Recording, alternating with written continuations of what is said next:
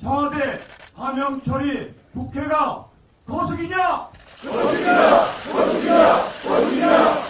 국민들은 묻고 있다. 나라가 네 거냐? 거대 여당 일반 독주 국민들은 분노한다. 국민들이 묻고 있다. 나라가 네 거냐? 의회 절차 무시하는 날뛰기 처리 철회하라. 국민들이 묻고 있다. 나라가 네 거냐? 의회 독재 국회 파행 민주당은 각성하라. 청와대 하명 처리 국회가 거석이냐? 거대 여당 일방 독주 국민들은 분노한다. 의회 절차 무시하는 날치기 처리 철회하라. 의회 독재 국회 파행 민주당은 각성하라. 우리 문재인 대통령의 거룩한 침사 중에서 확실히 이행된 것은 한 번도 경험해보지 못한 나라라는 우픈 이야기가 국민들 사이에 회자되고 있습니다. 여러분 요 며칠 사이에 우리나라 국정 전반에 관해서 참담하고 분노스러운 현실을 많이 겪었을 겁니다. 국정 어느 구석 하나 온전하고 성한 데가 없고 막장을 연출하고 있습니다. 부장검사가 검사장을 올라타고 폭행하지 않나, 감사원장을 불러내놓고 집단으로 린치를 가하고 노골적으로 나가라고 압박하지 않나. 국회는 또 어떻습니까? 곳곳에서 속도전으로, 속도도 규칙을 지켜야 하지 않습니까? 소위도 제대로 구성되지 않은 상태에서 또 자기들이 내세웠던 선입선출도 지키지 않은 채 자기들 법만 빼내어서 또 관련 법안들, 한 제목의 법안들은 병합심리하는 것조차도 하지 않고 토론 기회도 제대로 주지 않은 채 저렇게 밀어붙이고 있습니다. 조금 전에 도로다가 김태년 대표를 만났습니다. 부동산법은 어쩔 수 없다는 걸 이해해달라고 합니다. 8월 4일날 임시국회가 끝나고 집값은 폭등하고 있으니까 그 이전에 뭐라도 안 할 수가 없어서 하겠다는 그런 뜻으로 들립니다. 하더라도 제대로 하면 또 다행입니다. 벌써 보면 전월세법 3법에 대해서는 부작용이 속출하고 있고 소급 적용해서 헌법 원리도 깨뜨린 채 더 혼란만 가중하는 이런 일들을 눈도 깜짝하지 않고 하고 있습니다. 여러분, 젊은이들이 흔히 하는 말로 보고 있나라는 말 있지 않습니까? 문재인 대통령님 이 상황을 보고는 있습니까? 그런데도 자기들 정책 실패를 시인하고 지혜를 구해서 같이 해결할 생각은 하지 않고 느닷없이 2014년에 여야가 합의로 통과시켰던 법 때문에 집값이 폭등했다고 책임을 떠넘기는 이런 일들을 하고 있습니다. 여러분, 또 대북 송금에 관한 비밀협약서 어제 정부가 찾아보니 없다고 했습니다. 그리고 있다면 이명박 박근혜 대통령 시절에 가만히 있었겠냐고 했습니다. 그분들이 그런 문서가 있다면 정권 바뀐 이명박 박근혜 정권에 보도록 남겨두고 나갔겠습니까? 여러분, 그렇지 않습니까? 뿐만 아니라 대북 송금에 관한 특검 판결문에 우리가 2000년 4월 8일 이전 3월 11일과 3월 18일에 베이징에서 북한 당국자들을 만났을 때 우리가 먼저 20만 불 내지 20억 불 내지 30억 불의 SOC 재원을 제공하겠다고 우리가 먼저 2차례나 제안한 걸로 나와 있습니다. 그것이 문서로 남아있지 않겠습니까, 여러분? 뻔한 일을 저렇게 원본에 대한 접근이 쉽지 않을 것이라는 이유로 저렇게 가리고 있습니다. 한 가지 거짓말을 덮으려면 7가지 거짓말을 해야 한다고 하지 않습니까? 진실은 결코 묻히지 않습니다. 여러분, 저는 정부나 박지원 원장의 대응을 봐가면서 국민들과 함께 진실을 밝혀나갈 것이라는 말씀을 드리고 절대 의기소침하지 마시고 우리가 하는 일이 옳은 일이라는 확신을 가지고 국민들께 정중하고 지속적으로 협조를 구하고 이 정권의 폭정과 이것이 나라와 국민에게 어떤 폐악을 끼치는지를 설명해가면 국민들이 저희들을 믿어주고 저희들에게 일을 맡길 때가 오리라고 확신을 합니다. 오늘은 어제에 이어서 이 국회 상황, 국정 곳곳의 폭정에 대해서 우리가 어떻게 대응할지 방향을 정하는 그런 날입니다. 언론에서는 장외투쟁에 본격적으로 나가느냐고 많이 묻습니다. 여러분, 저희들이 이 장외투쟁을 좋아하지도 않지만은 그 가능성을 닫지도 않을 것이라고 저는 그렇게 생각을 합니다.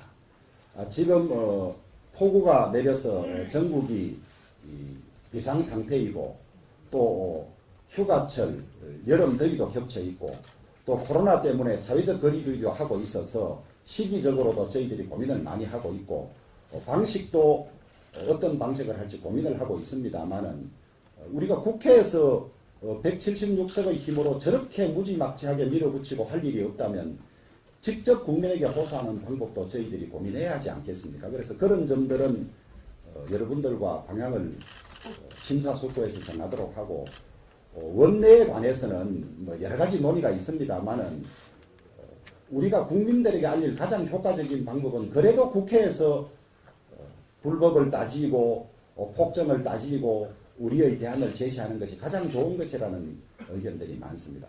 어제만 하더라도 법사위에서 저렇게 폭거로 통과시키고 퇴장을 했습니다마는 그 이후에 업무보고에 감사원장을 민주당 의원들이 혼자서 무려 90분 가까이입니까? 190분 가까이 혼자 하는 그런 상황이 있어서 밖에서는 왜 미래통합당 의원들이 그걸 같이 싸워주지 못하냐는 그런 이야기들이 많아서 어제 의총 이후에 여러 의원님들과 의견을 나누어 본 결과 기회가 있을 때는 절대 놓치지 말고 끝까지 최선을 다하자. 그리고 우리가 가진 헌법과 국회법이 허용하는 범위 안에서 최선을 다해서 우리의 주장을 밝히되 겸손하게 오만하지 않게 또 막말이라는 소리가 들리지 않게 그렇게 하자는 의견이 많았다는 점을 말씀드리고 이후 시간에 전체의 뜻을 모아주면 그런 방향으로 나가도록 하겠습니다. 유익하고 좋은 토론이 있기를 바랍니다. 오늘은 특별히 김동인 비대위원장께서도 오셔서 당 전체의 투쟁 방향에 관해서 같이 의견을 모으고 힘을 실어주실 것이라고 그렇게 기대를 합니다. 우리 김종인 위원장님 앞으로도 계속 의총에 꼭 좀 오셔서 저희들 의견을 많이 들어주시고 힘을 보태 주십사 하는 뜻을 박수로서 모시도록 그렇게 하겠습니다. 다음은 김종인 민주당 비상대책위원장님의 말씀이 있겠습니다.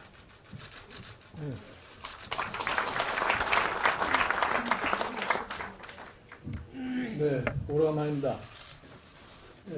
최근에 지금 국회에서 전개되고 있는 모습을 보면은 선출된 권력이 어떻게 민주주의를 파괴하는가에 대한 전형을 보여주는 것 같습니다. 사실 우리나라의 민주주의, 오늘날 우리가 흔히 얘기하는 소위 경제적인 성공, 이것을 만들어내는 것이 다 대한민국의 국민들입니다. 이 국민들이 성취해 놓은 이 민주주의와 경제적인 바탕을 기초로 해서 오늘날 보면은 권력은 권력을 즐기고 있는 그런 모습을 보이지 않나 하는 것이 저의 생각입니다. 저는 이렇게 선출된 권력이 권위와 독재적인 방향으로 가면은 종말은 뻔하다고 그렇게 생각합니다. 이거는 우리 전 세계의 역사가 입증한 바가 있습니다. 우리가 민주주의를 그렇게 외쳤는데 오늘날 그 민주주의를 외쳤던 사람들이 하는 행위를 볼 것 같으면 과거에 어떤 정권보다도 못한 지금 민주주의를 하고 있지 않나 이렇게 생각합니다. 최소한도 과거에 우리가 흔히 참 비판을 하고 있는 유신 정권 하에서도 국회를 이런 식으로 운영해 본 적은 없습니다. 최소한도 국회가 법을 제정하는 기관인데 자기네가 제정한 법을 최소한도 지키는 것이 당연한 도리라고 생각합니다. 근데 지금 최근에 전개되고 있는 국회 양상을 보면은 자, 상권 분리의 기본 원칙도 무시하는 것 같고 국회의원 스스로가 자기네들이 정한 법률도 지키지 않는 것 같고 또 거기에 이거를 물고문지 쳐다보고 있는 대통령은 무슨 생각을 하는지 도저히 저는 이해가 되지 않습니다. 어저께 일어난 지금 원내대표가 잠깐 말씀을 하셨습니다만 검찰의 한동훈 검사장에 대한 이 영장 집행 과정에서 난 처사를 보고 저는 이게 과연 법치를 다루는 나라의 행위인지 모두가 의심을 할 수 없습니다. 저는 우리 지금 미래통합당이 수적으로 밀리기 때문에 국회에서 다수결의 의결로다가 모든 것이 결정되는 상황에 대해서 도대체 속수무책이라고 저는 생각합니다. 그러나 우리가 그렇다고 해서 국회의원으로서의 직무를 포기할 수는 없습니다.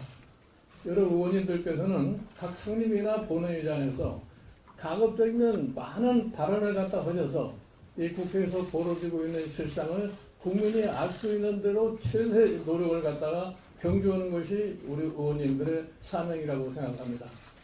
저는 의회가 이렇게 무기력하게 국민의 뜻과 반대되는 비민주적인 형태를 갖다 계속할 것 같으면 자연적으로 외부 밖에 반대 세력이 자동적으로 형성되는 것이라고 생각합니다. 우리 국민이 그렇게 바보가 아닙니다.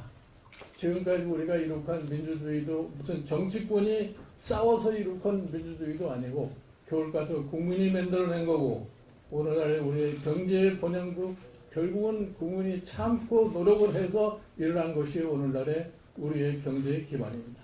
흔히들 얘기해서 무슨 한강의 기적이니 이런 얘기를 하고 있습니다. 국민의 뼈아픈 인내와 노력이 아니었을 것 같으면 오늘날의 우리의 경제 번영도 존재하지 않습니다. 그러니까 우리 미래통합당 여러 의원님들께서 우리는 국민을 믿는 수밖에 없습니다.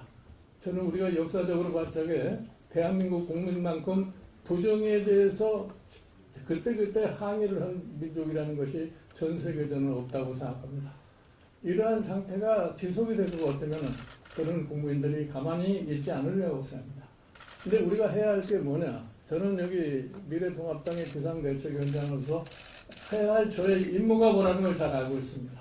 이 미래통합당이 그동안 국민들에게서 이런 신뢰, 이거를 어떻게 다시 회복을 해서 그 신뢰를 회복을 하려고 하면 우리가 어떻게 변화해야 되느냐 하는 것을 지금 생각을 하면서 이 당의 변화를 이끌려고 노력을 하고 있습니다. 그래서 우리가 이 미래통합당이 변해서 국민들이 이제는 저 당을 믿어도 되겠구나 하는 이런 수준까지 우리가 변화를 이끌어가지 않으면 안 된다고 생각합니다. 그러면 우리가 반드시 미래의 어떤 약속을 갖다가 우리가 할 수 있다고 저는 자신을 하고 있습니다. 여러분들 최근에 벌어지고 있는 이 정권의 실체를 보면은 처음서부터 시작이 뭘 시작을 했어요. 정권을 잡자마자 사법부 장악, 언론 장악, 이것이 이 정권이 지금까지 해온 겁니다. 그래서 이 정권은 많은 실정을 했음에도 불구하고 우연히 지금 코로나 바이러스라는 것이 선거 직전에 나와가지고서 어떨 수 없는 상황을 갖다가 맞이했습니다만 많은 실정을 갖다 거듭했음에도 불구하고 그 실정을 인정을 하고 받을 수 있는 우리 야당의 자세가 과연 옳았던가 하는 것을 우리는 뼈아프게 지금 생각할 필요가 있지 않나 생각합니다. 이렇게 해서 저는 지금 이 미래통합당의 이 비상대책위원회를 운영을 하면서 다른 건 저는 생각하지 않습니다. 어떻게든지 잃어버린 국민의 신뢰를 다시 찾아서 저 사람들에게 앞으로 미래를 맡겨도 대한민국이 괜찮겠다 하는 이러한 확신을 주도록 최대의 노력을 경주할 작정이기 때문에 여러분들도 의회에서 여러분들에게 주어진 책무를 성실하게 수행해 주실 것 같으면 우리는 기필코 그러한 날이 오리라고 저는 생각을 합니다. 흔히 최근에 얘기해서 저도 밖에서 듣습니다.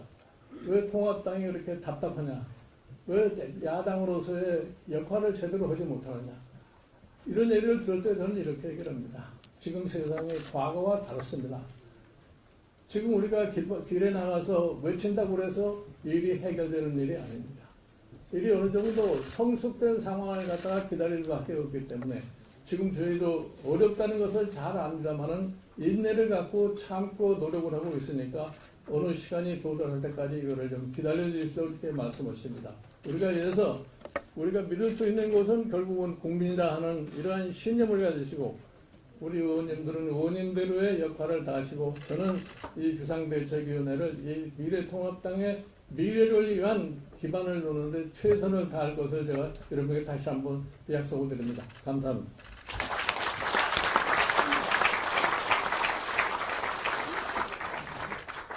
다음은 임성원 원내 수석부대표로부터 운영이 진행 사항 보고 및 원내 보고가 있겠습니다. 네, 임성원입니다. 박지원 전 의원이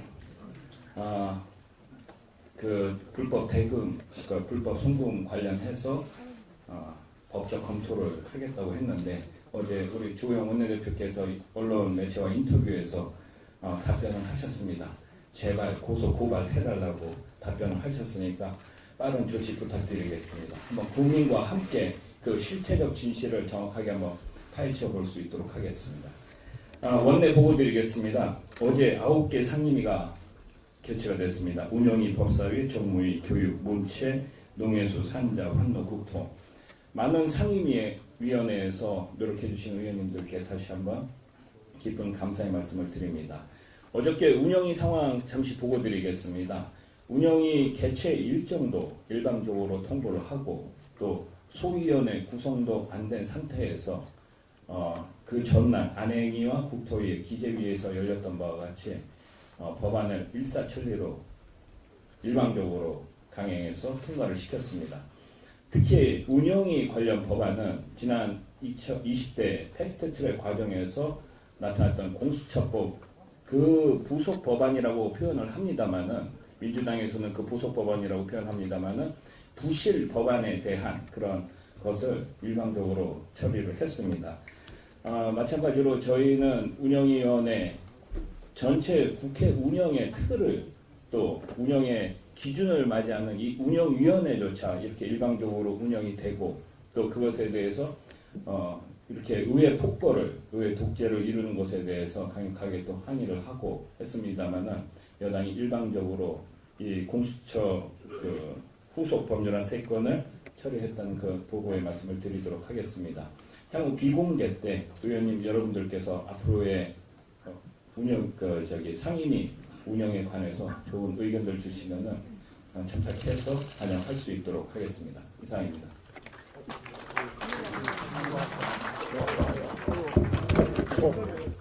본격적인 토론에 들어가기 전 의회 독재와 날뛰기 허리를 규탄하는 구호를 제출하도록 하겠습니다. 의원님께서는 사회자가 먼저 규탄 구호를 제출하기 전에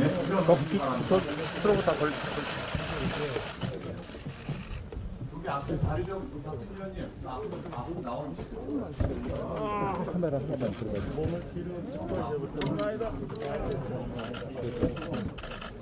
사회자가 먼저 규탄표를 제출하면 오른쪽 손을 들고 의원 여러분께서는 마지막 구호를 3번 힘차게 뒤로 올게요, 뒤로. 제가 구호를 외치면 제가 할게요. 구호를 3번 할게요, 제가. 돌립니다. 카메라가 너무 작아. 네, 3번 구호를 따라해주시면 됩니다. 청와대 하명 처리 국회가 거스기냐? 거스기냐? 국민들은 묻고 있다. 나라가 네 거냐? 거대 여당 일반 독조 국민들은 분노한다. 국민들이 묻고 있다. 나라가 네 거냐? 의회 절차 무시하는 날뛰기 처리하라. 국민들이 묻고 있다. 나라가 네 거냐? 의회 독재 국회 파행 민주당은 각성하라.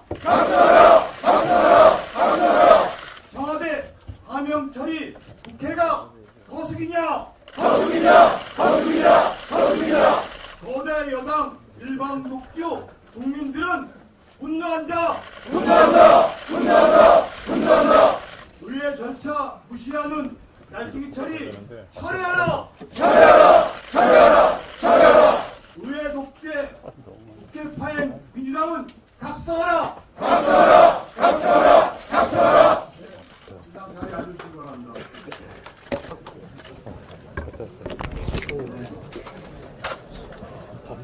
그럼 다음 순서부터는 비공개로 진행하도록 하겠습니다. 언론인 및 보도자진 여러분들의 협조를 부탁드리겠습니다.